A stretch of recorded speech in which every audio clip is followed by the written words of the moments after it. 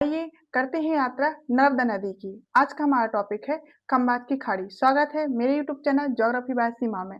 सबसे पहले देखते हैं नर्मदा नदी। नर्मदा नदी का उद्गम कहाँ से हुआ है? मैकाल पर्वत की अमरकंटक चोटी से, और इसकी टोटल लंबाई कितनी है? 1312 किलोमीटर। और ये समापन इसका कहाँ पर होता है? खंबात की खाड़ी में। इसकी भाणोज के पास एस्चुरी का निर्माण बनाते हुए खंबात की खाड़ी में गिरती है।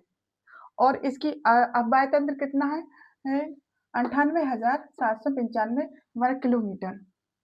नर्मदा नदी दो पहाड़ों के बीच भ्रंश घाटी से बहती है, अर्थात ये इसके उत्तर में विंध्याचल पर्वत है स्थित है, और दक्षिण में सतपुड़ा पर्वत के मध्य से ये भ्रंश घाटी से बहती है। भ्रंश घाटी क्या होती है? दो पर्वतों के बीच नीचे दबी हुई भूमि को भ्रंश घाटी कहते हैं।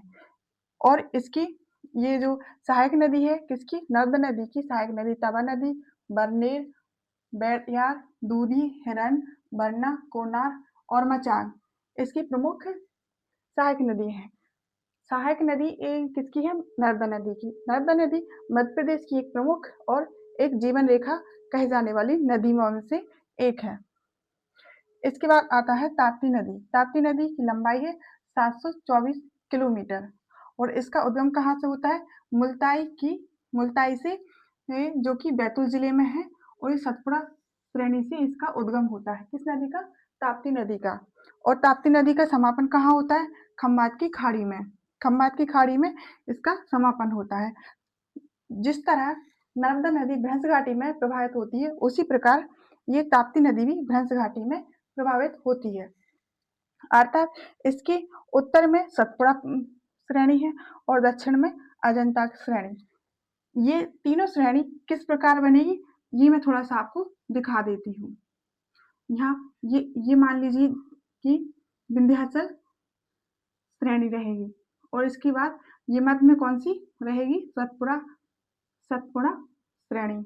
और जो इसके दक्षिण में रहेगी वो अजंता की श्रेणी रहेगी। ये जो मध्य में तीनों पहाड़ों के पर्वतों के मध्य में जो स्थान है भ्रंश घाटी है, ये नर्मदा का मार्ग है, और ये जो मार्ग है ये है ताप्ती नदी का।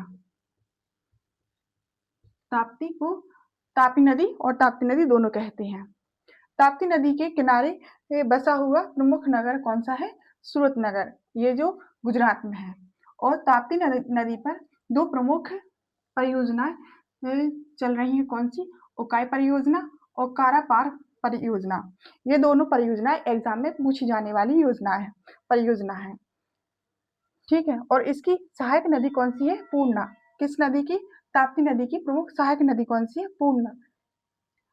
ये दोनों नदी प्रमुख विंध्याचल पर्वत, सतपुड़ा पर्वत और अजंता के पर्वत की भ्रंश घाटियों से प्रभावित होती है, और ये पूरब से निकलकर पश्चिम दिशा में खंबात की खाड़ी में ये अपना जल प्रशासित करती है। अर्थात इनका समापन कहाँ होता है? खंबात की खाड़ी में। इसके बाद साबरमती नदी। साबरमती नदी की लंबाई है 320 किलोमीटर, और इसका उद्गम कहाँ से हुआ है?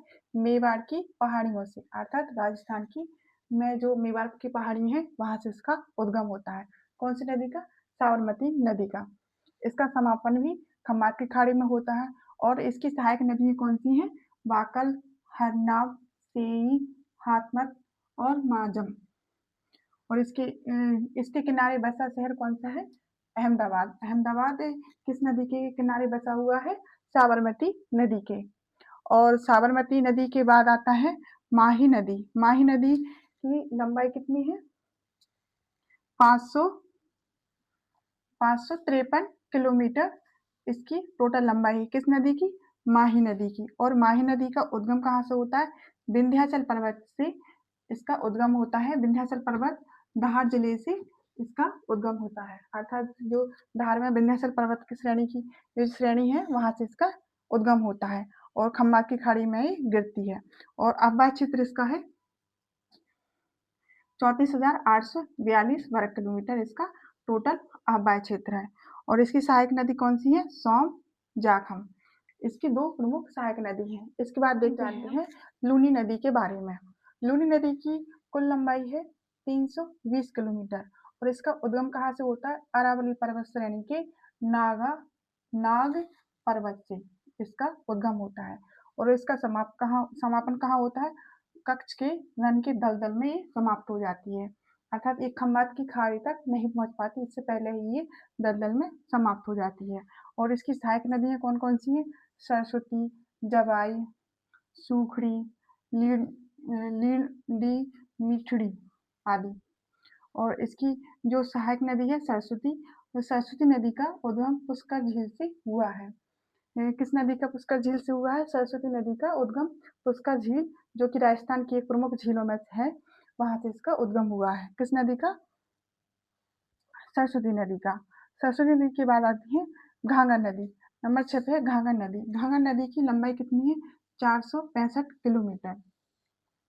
और इसका उद्गम कहाँ से होता है? हिमालय की शिवालिक श्रेणी से इसका उद्गम होता है। अर्थात जब हम हिमालय पर्वत को 4 भागों में बांटते हैं, जो उत्तरी हिस्सा है अर्थात ये हिमालय का शिवालिक की पहाड़ियों से इसका उद्गम होता है। क्यों? कौन सी नदी का? घाघर नदी का।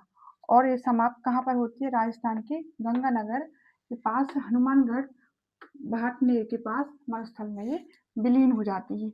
ये भी कौन सी नदी की तरह है? खम्बात की खाड़ी में नहीं पहुंच पाती। कौन सी? लूली नदी की तरह ये भी खम्बात की खाड़ी के पहले ही ये विलीन हो जाती है। और ये अम्बाला, पटियाला, हिसार जिलों से ये प्रभावित होती हुई हनुमानगढ़ भटनेर के पास विलीन हो जाती है। और इसकी सहायक नदी कौन कौन सी है? कौशल्या, मारकंडा इसकी प्रमुख नदी है। आज हमने देखा खम्बात की खाड़ी में गिरने वाली नदियों को। इसके साथ ही हमारा भारत का अखबार तंत्र समाप्त होता है। कल से हम दूसरा टॉपिक पढ़ेंगे। आज के लिए बस इतना ही। जय हिंद, जय भारत।